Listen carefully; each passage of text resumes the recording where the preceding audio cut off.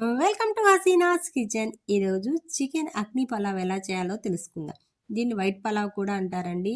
ముందుగా బాండీ తీసుకొని దానిలో ఒక కప్పు నెయ్యి వేయాలండి. దాంట్లో ఇవన్నీ స్పైసెస్ వేయాలి. బిర్యానీ స్పైసెస్ మొత్తం వేయాలి. కాకపోతే కొంచెం మిరియాలు కూడా వేయాలి అంతే. బిర్యానీ పూర్తిగా నెయ్యితోనే చేయాలండి. ఉల్లిపాయలను పొడవుగా కట్ చేసుకొని కచ్చా పచ్చాగా వేపుకోవాలి. అంటే దాంట్లో పచ్చి వాసన పోయేంత వరకు వేపితే సరిపోతుంది.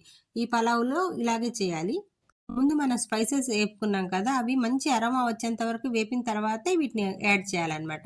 చూసారు కదా! కొంచెం టర్న్ అవుతుంది. ఇలా అయితే సరిపోతుందనమాట. మగ్గితే సరిపోతుంది ఈజీగా తెలియడం కోసం. దీంట్లో పచ్చిగా ఉండేటటువంటి చికెన్‌ని కడిగి శుభ్రంగా నీళ్లు లేకుండా వేపుకోవాలి కొంచెం సేపు. పచ్చిదే వేయాలండి. దాంట్లో ఉప్పు, పసుపు ఏమి యాడ్ చేయకూడదు. చికెన్ కూడా చాలా బాగా కలర్ మారాలనమాట. పచ్చిగా ఉన్నది కొంచెం కలర్ మారాలి. చూసారు కదా! ఇటు రెడ్డిష్‌లో వచ్చేంత వరకు అంటే సగం బడ ఇందులోనే ఉడికిపోవాలి. వాటర్ ఉంటాయి కదా చికెన్‌లో దాంట్లో సరిపోతాయన్నమాట. పచ్చిమిరపకాయలు పొడవుగా కోసుకొని ఉప్పు, గరం మసాలా, కొంచెం జీడిపప్పు వేసి మళ్ళీ ఇంకొంచెం సేపు దోరగా వేయించాలి. నేను చెప్పాను కదా!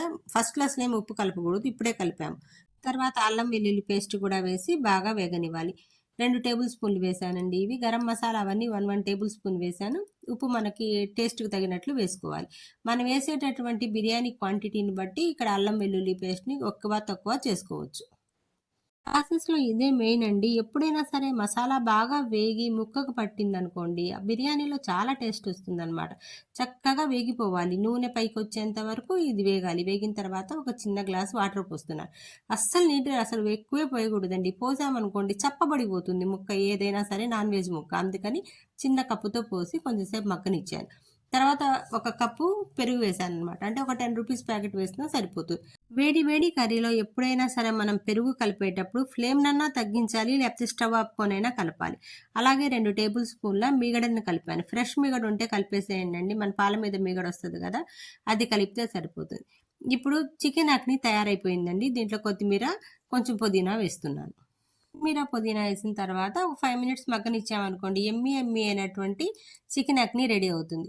కానీ మనం బిర్యానీ చేయబోతున్నాం కాబట్టి ఇప్పుడు దీంట్లో టమాటాలు కట్ చేసి నిలువుగా కట్ చేసిన టమాటాలను కూడా వేసి కొంచెం సేపు మగ్గనిద్దాం. మళ్ళీ కొత్తిమీర, పుదీనా వేయాలి.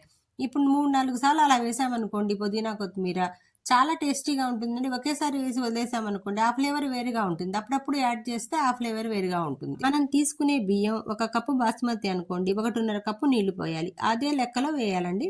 కేజీకి అర కేజీ చికెన్ పడుతుంది.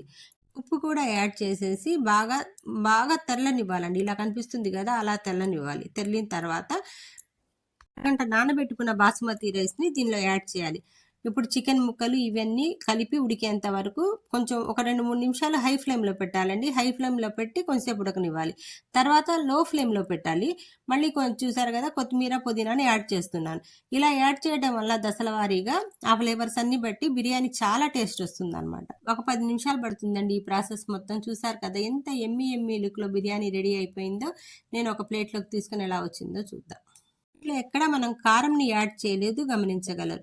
Ready to eat. Thank you for watching. మరిన్ని వీడియోస్‌తో మీకోసం హసీనా.